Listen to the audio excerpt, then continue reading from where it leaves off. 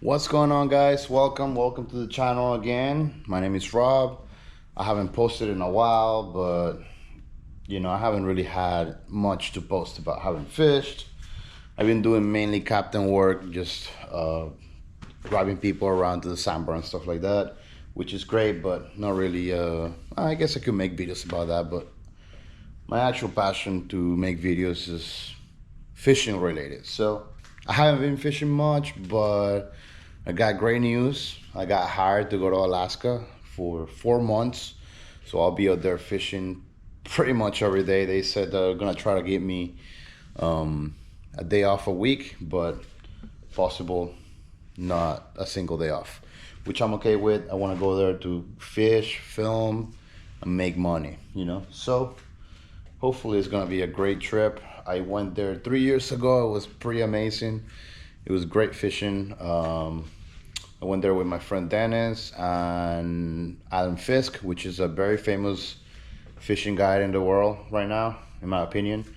He caught some incredible fish. I mean, we all did caught some nice fish, but he killed it. He got about 160-pound Hollywood. I think it was like around 150 or whatever, but it was massive. I mean, we went there to fish on kayaks. Thankfully, luckily, we got a little bit of a sponsorship by Old Town, and they sent kayaks over there, and it was incredible. It was a great experience. I'll be putting some clips in there, and yeah, it was awesome. So I was actually looking for work to do captain work down here, but I mean, I live in South Florida, and uh, most of the captain work that really pays good is like the bigger boats, like the yachts and stuff like that, which I don't have the upgraded license for that yet. I'm working on it, but it's gonna take me a little bit. I already took the test. I just need to get more proficient at driving bigger boats, but that'll come with time.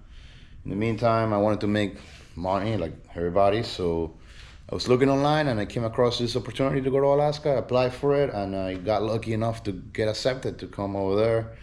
So today's Monday night. Tuesday morning I'll be leaving to go to Ketchikan, and then from there I'll be flying out to Boardwalk and then driving to the lodge, and that'll be my home for the next 4 months. Super excited. I'm gonna miss my family and my dogs, but I gotta go. I gotta go. This is a great opportunity for me to get back into doing videos and posting all the time and catching some good stuff. So I'm excited, and I'm excited for you guys to see it.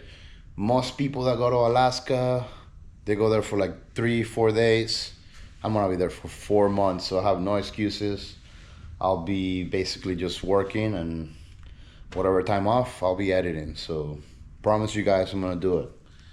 But I just kind of want to give a rundown on like the stuff that I want to take with me, or the things that I believe that are gonna be worth to take with me, which is clothing, fishing gear, lures, all that stuff. I mean, I want to go there as a captain, and they're gonna provide everything for me. But I'm a fisherman, and I want to catch my own fish. I heard they have kayaks over there. Not all town, which sucks because I like them. But I just need to get out there and film and catch whatever. So I'm gonna bring my own gear and hopefully catch some epic fish for you guys. But anyways, let's show you a little bit of what I'm bringing on clothing wise, because Alaska right now is the summer. Obviously nothing compared with South Florida and heat, but it's a little warmer this time of the year. When we went there, it was definitely cold compared to this. But once you spend a couple days there, you kind of get used to it. And also when it's very sunny, you don't really have to be all bundled up. I mean, if you're not one of those type of people that are like cold all the time, I am, because I'm used to the weather here. My blood is thin right now, so it'll take me a little bit to adapt for sure. I'm not gonna say that I'm like, but eventually I do adapt. I lived in Virginia for 3 years, and every winter I was basically just walking on a t-shirt and a shorts when it was snowing and it was very cold. So it just takes a little bit to get used to it. I do know that some days when it's sunny, I was just taking almost everything off. And you know, you just kind of get used to it, and you kind of work depending on the day. You know, it rains a lot, so that was my dog. What's up, dude? Excuse my mess in my house. But anyways, I'm just putting everything together. I'm about to start packing. So I kind of want to show you guys this stuff before I do. All right. Okay, let's just start with the rain gear. I have to literally look it up. The Seafarer bib right here. Okay. It's a really nice bib. I've used it a couple times already. The material is kind of weird, in my opinion. And it's not weird, it's like fabric, but the outside is plastic. Not sure how hook or tear resistant it is, but it's pretty nice. And it's definitely waterproof. I already tested it. I also have the jacket here in me. I might give it a little wash, maybe not. But yeah, this is about everything I'm bringing for my rain gear. Then I have this, which is a little warmer. It's also a rain jacket. However, I don't really trust the waterproofness in this. And it also might be because I left it on Clorox and it opened holes in it, which sucks, but still pretty good jacket for winter time, you know, so it's very warm. The bibs are pretty awesome. These ones are definitely waterproof. Very nice stuff. I actually used it last time I went there and it was great, you know, so definitely bringing it back. Might have to get a new jacket. And then I have my fishing boots from AFCO as well. And they're pretty awesome. You know, they're very comfortable, they're waterproof. I mean, the only thing that sucks about these boots is that it's so short that water gets in here pretty easily. So I'm gonna have to replace them with something that's taller. Okay, I'm gonna be driving a pilot houseboat, so should be pretty easy to hide from the rain. But it's always nice to have like gear that you know it's not gonna get wet when you're fishing, especially if you're fishing all day and in the cold, and if you're not used to it. But it comes with the work. The next thing is that I'm also gonna do some fly fishing out there, even though I'm a super newbie in fly fishing. I tried it before, like a few years ago, and I was like obsessed with kayak fishing, like taking the Trident 13 out. And the Trident 13, if you don't know about it, it's a very nice kayak, but doesn't have a lot of space for casting. Not the best to stand up and cast. So, you know, it's just very complicated to fish fly from a kayak because there's so many things on the deck in front of you. Like if you have a pedal drive and stuff, that it's doable, but I just didn't want to deal with it. And I kind of never got back into it, which sucks because I do admire the people that fly fish. Is an art, you know. You have to know how to really like work it, basically. So they're gonna teach me how to fly fish over there. I'm gonna do my best to learn as fast as possible and the best as possible. But it is wading fishing, so you jump in the river. So I had to buy these puppies right here. Nothing crazy, it's just a Frog Dogs chest wader with the neoprene booties. It was fairly cheap compared to the other ones that I've seen, so I don't know. I mean, this brand is pretty good, so I'm not worried about it too much. And then I have these Sims. Okay. And the reason why I got these ones, okay, besides the price, because it was, you know, I'm on a budget right now. It's because these boots, they look cool, you know. There's some cooler looking ones out there, but hey, what I like is that it has this, like the, you know, you can tell you have some traction here. So that's mainly the reason why I got it. The other ones that I saw, I don't really know much about fly fishing or like wading and stuff. It's the first time I'm gonna do it. But the other ones seem to have like a flat sole, and I want some traction. So that's just the preference that I had, plus the price. There were other boots that were cheaper, 89, $100. Those were 150. Actually, Amazon Amazon messed up my order, so it's gonna get here the day I'm leaving, and it doesn't work for me. So I'm going to. So what I did is that I went to Bass Pro Shops, and I was lucky enough to find the same pair. Oh, sorry guys. And on top of that, I got a sweet veterans discount, so it wasn't too bad. Okay, guys. Now, so the fishing gear. Okay, when I went to Alaska last time, the fishing gear that we were using was some wind on, like small conventional reels, small, compared to what we use here in South Florida. And then they have some bigger ones for like bottom fishing and stuff, which we barely used. They use a technique over there, at least in the Waterfall Resort and Steamboat Bay, which are two sister resorts that we're lucky to go. Waterfall Resort is like a big operation. They got a ton of boats and stuff. Pretty awesome place. I mean, it's incredible. No complaints about any of the lodges. And then Steamboat Bay, super fancy. I mean, if it wasn't for that project, I would have never been able to afford that place. It's just crazy. I think it was like $6,000 per person in there just for 3 days. So we got lucky to get that experience. Amazing fishery. But I kind of like, we wished we brought more stuff, because we brought rods, but we're like locked into like doing jigging and stuff like that, when we could have probably used lures like Yasuri lures and just casting lures that you use for snook or any species that you use here, even peacock bass and stuff. Lures, say bucktails would probably work pretty good too over there. So yeah, they are pretty locked into, at least in the Waterfall Resort and the Steamboat, they were pretty locked into doing mooching, which is a technique they do over there. It has like a little banana looking weight, and then you have a leader, and not very long, maybe like 3-4 feet, and then you have a rig where it's like a stinger rig with 2 hooks, and then you have a piece of herring, a cut piece of herring, which is hooked in a way that when you're working the technique, the herring starts spinning, and that attracts the fish.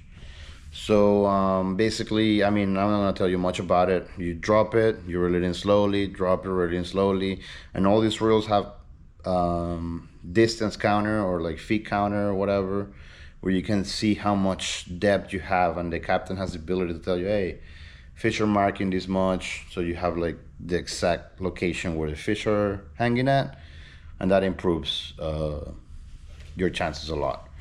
We caught 2 salmon each, and then we caught a bunch of different species with that, but definitely the bigger fish came with the jigs, like the bottom fishing.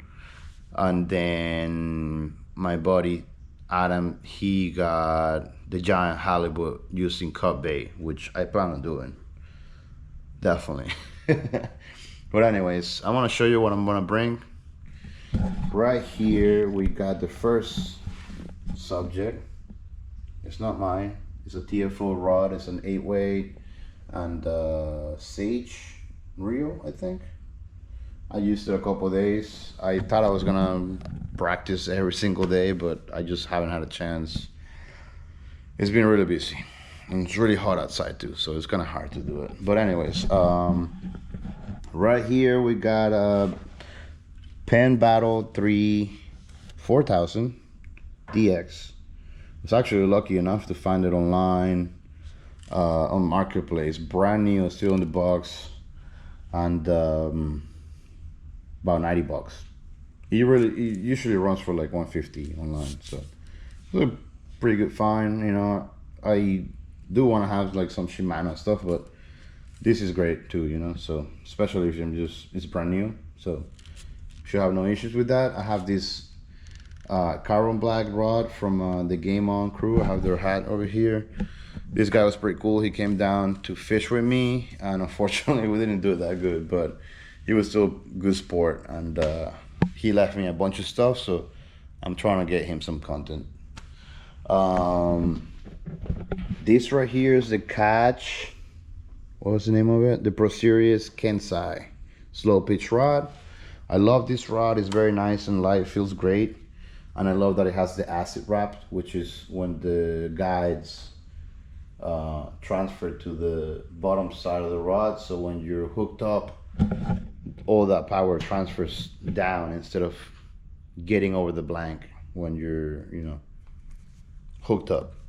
And then I have the Turn 500 narrow with 350 yards of Power Pro 30. Actually, forgot to mention I got 20-pound Slick Power Pro in there, and that should be more than enough for any. I mean, the drag on that thing is only 15 pounds, so it's a little bit. I just wanted a little thicker line than 15 pounds, to be honest with you. And then yeah, so I have so I can probably reach up to like 1,000 feet with that. And normally the spots over there are like what, like 350 and stuff like that for like the bottom fishing. Obviously there's shallower, but one time the second captain took us to this spot in the middle of the mountains. He said that he told us that, hey, you might not catch anything, but let's see if we can try it. And it was like about 900 feet of depth, incredible. It was super deep over there. You got all these giant mountains that keep going down underwater, so it's understandable. Then I got this guy right here, which is the bottom rod that I mainly use down here. It's lacking a little bit of line. However, I have it set up backwards. The thing is that I already unpacked. I already packed the reels and stuff. But yeah, it's a Penn Fathom 40, and it's a great reel, very powerful in my opinion. And I don't know if the line's gonna be enough, but we'll see. Hopefully I won't be fishing those 900 feet spots. Then the next one right here is a jigging rod as well, even though that I don't think speed jigging will work over there. But this rod's pretty. I don't really like it for jigging, honestly. I use it for like just light bait and stuff, which you cannot use light bait in Alaska supposedly. So this is Penn Slammer 3 6500. And then I messed up the original handle. I lost this part right here, so I just bought a Gomilks. That's what you call it? Yeah, Gomilks. Replacing EOM replaceable handle, I guess you call it. It's just a handle that fits in this model, and I guess the spin fisher. So not sure what kind of line I got here. It looks like it's pretty thick, so I will guess it's about 30 pounds, maybe a little more. I got this because one of my friends lost one of my spin fishers, so he gave me this one and I kept it. Last but not least, I got this baitcaster right here. Is my Daiwa TWS Coastal. It's a great reel. I love this reel. It works great for saltwater species. I've got some nice snook on it. And then I have this rod, the Abu Garcia Ike. And it's a decent rod. It's not my favorite, but it's I gotta take it because I don't have any more. I got another one that I'm bringing that is a St. Croix, but I don't want to take it out right now. And now let's talk about the lures that I'm gonna bring. Okay, so the fishing gear that I'm bringing, like the lures and stuff, the initial package is not gonna be very big because, well, we'll see how much stuff I can fit in my luggage. But I'm just gonna bring the basic stuff for now, and I'm actually having a box right there that is gonna be filled with more stuff. I don't know how much it's gonna cost me to ship it there, but I'm trying to send more stuff that I don't have to bring in my luggage. So we'll see. I need to pack and weight it to see how much stuff I can bring. But unfortunately, jigs are kind of heavy. But maybe I can stuff some in that one in there. Who knows? So maybe I can get away with stuff. Okay, so I got this Duratech soft plastics from Game On. They go on a jig head, or I can set them on weedless lure, but most of the fishing over there is deep fishing, so I want to try them out to see if I can set them to the bottom with the jig heads. This one's as well, but I don't know what kind of fish I'll be catching with that. Probably a lot of halibut and lingcod and all the other rockfish probably eat it. I don't know about salmon. Salmon are very picky in my opinion, but who knows. I got this exo jig also from Game On. Pretty awesome stuff. They're like epoxy jigs. They're very nice, very beautiful and well crafted jigs. I don't know if anything's gonna hit this, but I'm gonna try it. I wanna see if I can catch something on top water over there. I got the Buddha shrimp because everything is shrimp, and I know they have the red prawns over there, so maybe this color will be good over there. The Catch 150 gram slow pitch jig, very nice stuff. I know this will catch, you know, anything from lingcod to halibut to. We didn't catch any salmon on the jig, so it will be interesting to see if they hit it. Maybe the smaller profile ones like this ones. I got the Nomad Design Gypsy 120, a little smaller on this one, but similar in shape and action. Got the Catch 200 gram, I forgot the name of it. I think this is the Double Trouble. I'm excited to use this one just because of the shape. Probably this one's pretty good. And then I got this speed jigging jig, which I'll probably still use a slow pitch 200 gram from Nomad Design, similar to this one, and I'm sure this one glows in the dark through this strip right here. And deep water, that's very good. Another smaller jig, which I have faith this maybe work on a salmon, but we'll see. And then we got a couple cis hooks that I'm gonna use over there. And then I got 40-pound leader fluorocarbon, it's all dirty, but that's what it is. And then I got a little bit of 30-pound, and this thing right here for the fish that have teeth. And obviously my Beyond Fishing pliers, which are pretty decent. I got them on one of those apps that you get a discount. So they literally cost me like $3, but they're pretty incredible. They cut braid, they cut wire, they cut mono and fluoro, so they're definitely coming with me. And then it's never bad to have the braid cutting scissors, which I'll definitely be using. So yeah, anyways, that was pretty much it. Besides like my float coat and stuff, which is, you know, it's fishing gear, but it's not really like stuff that nobody knows about. I just kind of wanted to show you a little rundown on the stuff that I want to use over there. Definitely gonna have to buy hooks and stuff like that, but I don't want to bring anything like that. Just want to bring a couple simple stuff that I can use in the first couple days that I'm there, if I'm gonna be able to fish, you know, who knows. And then I'll be sending a bigger box with more stuff, but I'll probably end up buying more of the stuff over there, you know, so there's really no point for me to bring a ton of stuff besides the rods and stuff like that. So anyways, guys, get ready for some awesome content. I'll be filming my way there. I'm also bringing my drones and my camera and stuff, so I really hope to make some amazing content for you guys and really get back into the fishing world. This is Rob Valderay, and I'll see you in the next one.